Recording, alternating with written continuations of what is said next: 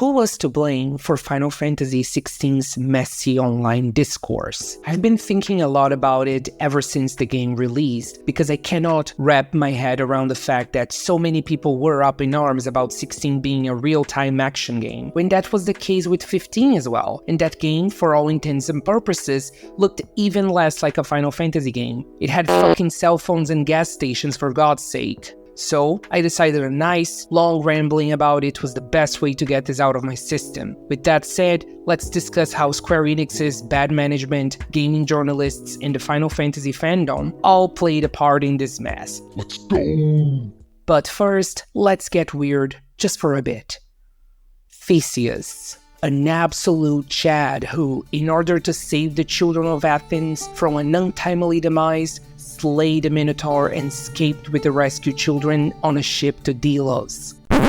Yes, this is a Final Fantasy video. Just let me set a mood here. Bear with me, Jesus. Athenians, commemorating his deed, would each year take the ship on a pilgrimage to Delos so as to honor Apollo and Theseus' bravery. After decades and even centuries of maintenance, after all of the parts in that original ship had been replaced so its existence could remain, was it the same ship? If not, when did it stop being the Ship of Theseus? Well, that's a philosophical paradox that has been thought about for centuries. You can apply it to anything that has been going on for long enough. I mean, is this procedural cop show still the same even though its showrunner has changed like 5 times and there are no original cast members left? If Neo Sean retired, would Journey even be Journey anymore? Are you now the same as you were 20 years ago? Is Final Fantasy still Final Fantasy? What elements connect this to this? What makes a Final Fantasy game a Final Fantasy game?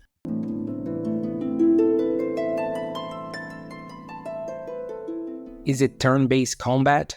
Well, not really. We haven't had a turn-based mainline game in 13 years. If you look at the last 6 mainline titles, only 2 have been turn-based, 12 and 13. 11 and 14 are MMOs, while 15 and 16 have real-time action. So, no, turn-based combat doesn't define Final Fantasy anymore, and it hasn't for a long time. Is it the presence of Final Fantasy iconography like chocobos, Moogles, summons like Shiva or Ifrit, and some guy named Sid? If that's the case, then the very first Final Fantasy doesn't make the cut, as the game didn't feature any of those things. The same thing can be said about those gorgeous logos designed by Yoshitaka Mano, as the NES games didn't have them originally. The ones we see now were made later on to make the series more visually cohesive. Is that iconic Nobuo Uematsu score mandatory for a game to be Final Fantasy? Well, I guess we could say the fanfare is present in every title in some capacity.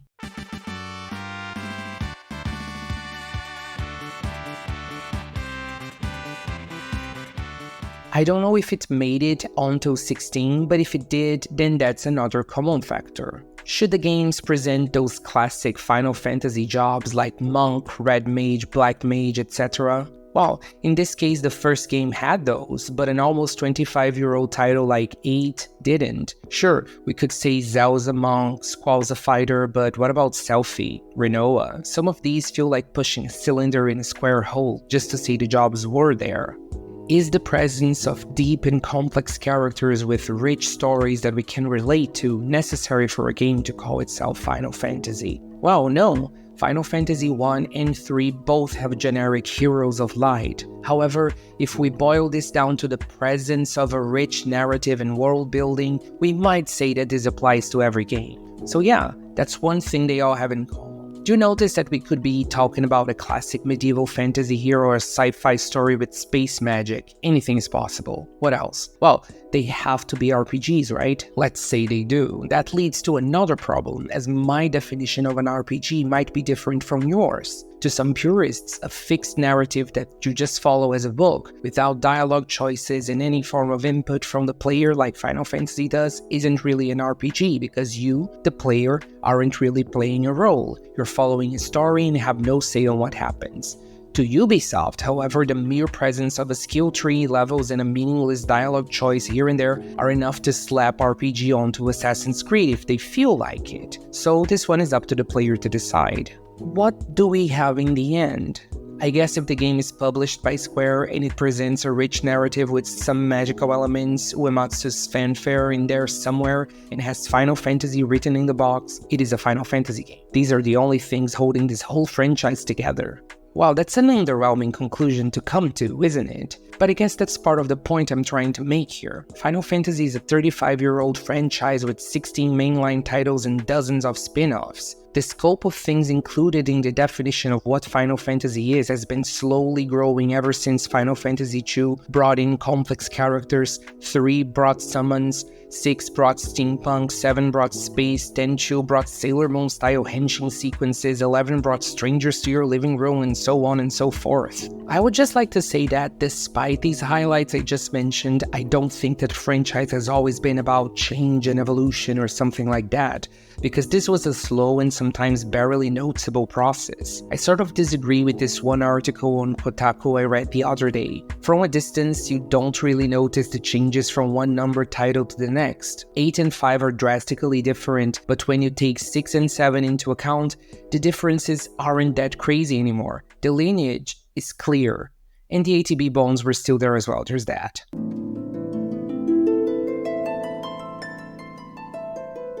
I actually feel like Final Fantasy and Square as a whole aren't really proactive in that regard. On the contrary, the way I see it, Square is actually pretty reactive. I feel like the simplified combat system in 13 was a reaction to the negative feedback 12's Gambit system got. The open world in 15 was a reaction to the criticism the hallways in 13 got. Now the more complex and Devil May Cry-esque combat in 16 is a reaction to the criticism that 15's combat was sort of a nothing burger. And let's not forget, 7 Remake only exists because people had been asking for it forever, not because they thought the game deserved a reimagining or anything. I feel like they thought they had to do it, and it was easy money, the safe thing to do. Where is the evolution and the changing that?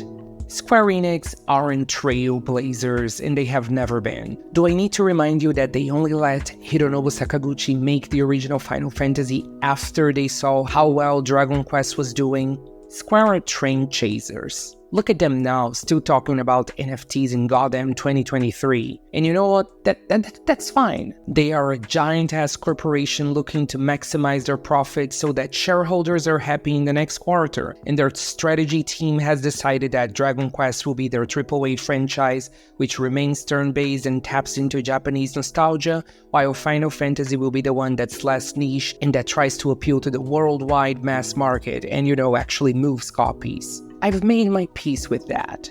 What I haven't made my peace with is this long drought between titles in the franchise. It's no wonder we see people complaining that 16 is not Final Fantasy anymore, that Square has abandoned real fans, etc. Nowadays, the wait between mainline titles takes too damn long, so it's no wonder people get frustrated.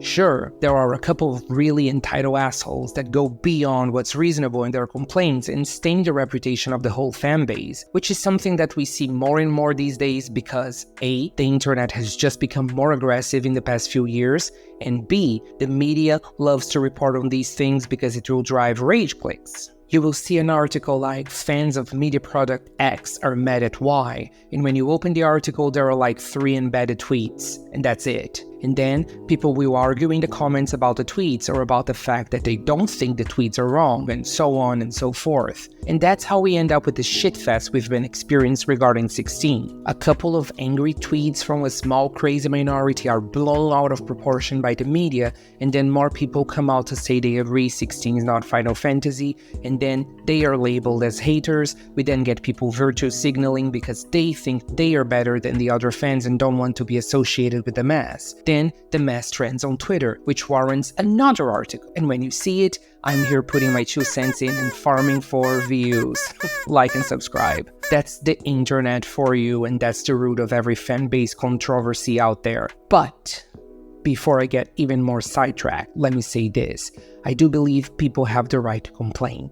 They should just be focusing their polite and reasonable complaints on Square and their management for mismanaging the series throughout the 2010s, not on Yoshi P and his team for making a specific Final Fantasy game that doesn't appeal to them. And here's why.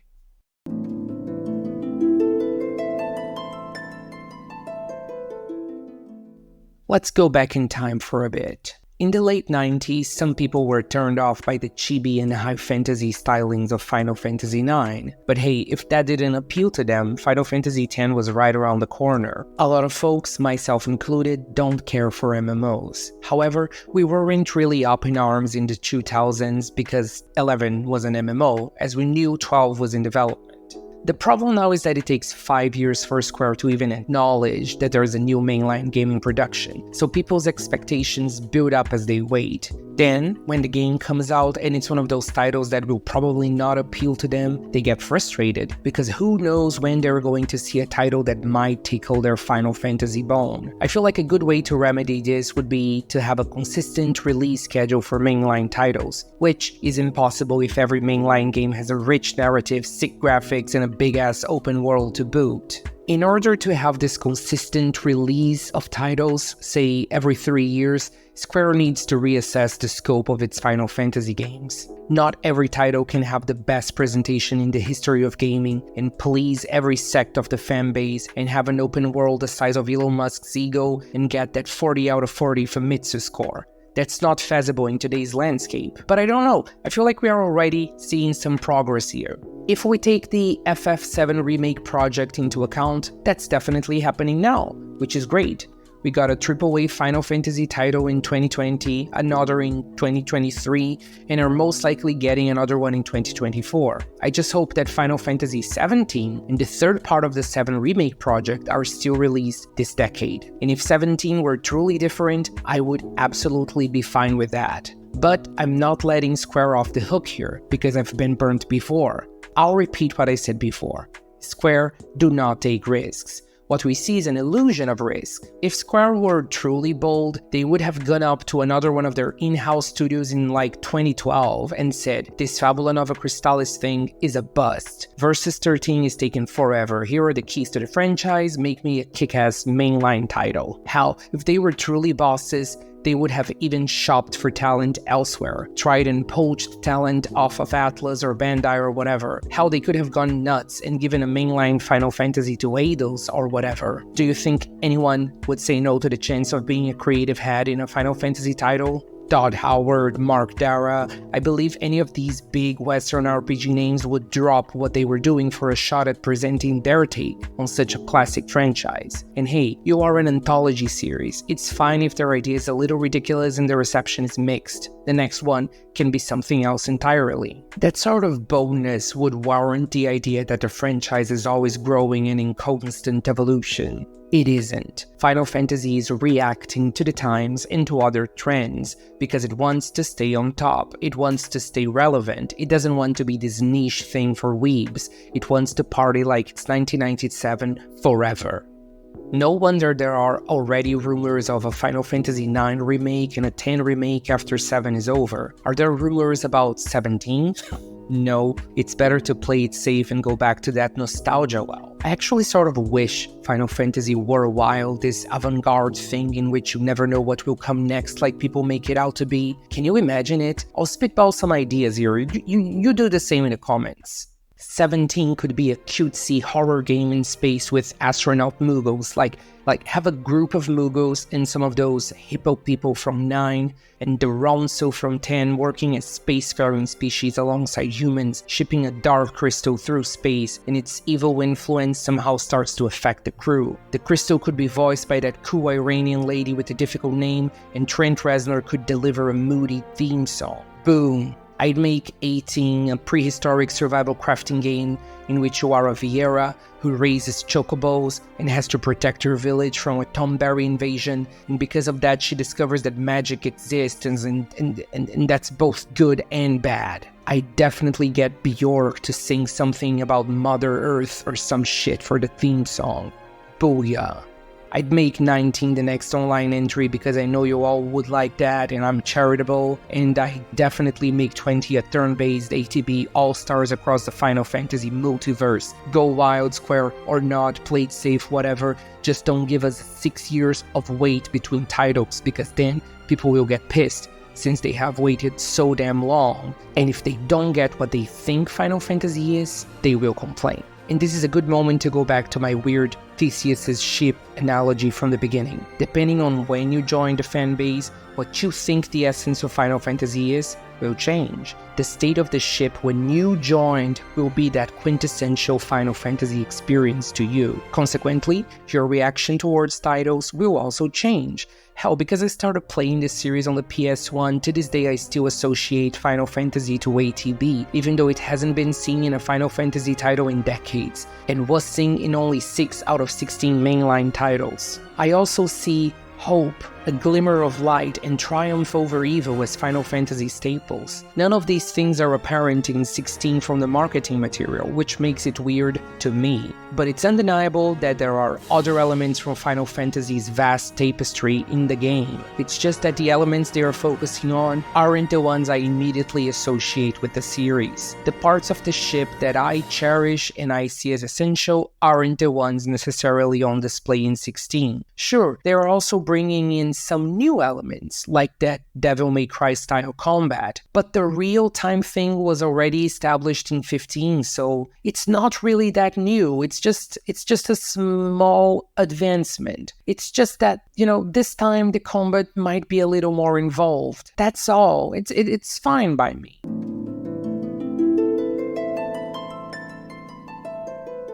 In conclusion, I just want to say that I don't want to be a part of the problem. But the thing is, we all play a part in this type of mess. The media, the fans, the mega conglomerate responsible for making the game. So I have a few things that I would like to say to each one of these groups who have made 16 so divisive online. To Final Fantasy fans who feel left out by 16, I say, it's okay to be bummed out. We have been waiting for a new title forever. It's not okay to feel entitled to what you think Final Fantasy should be.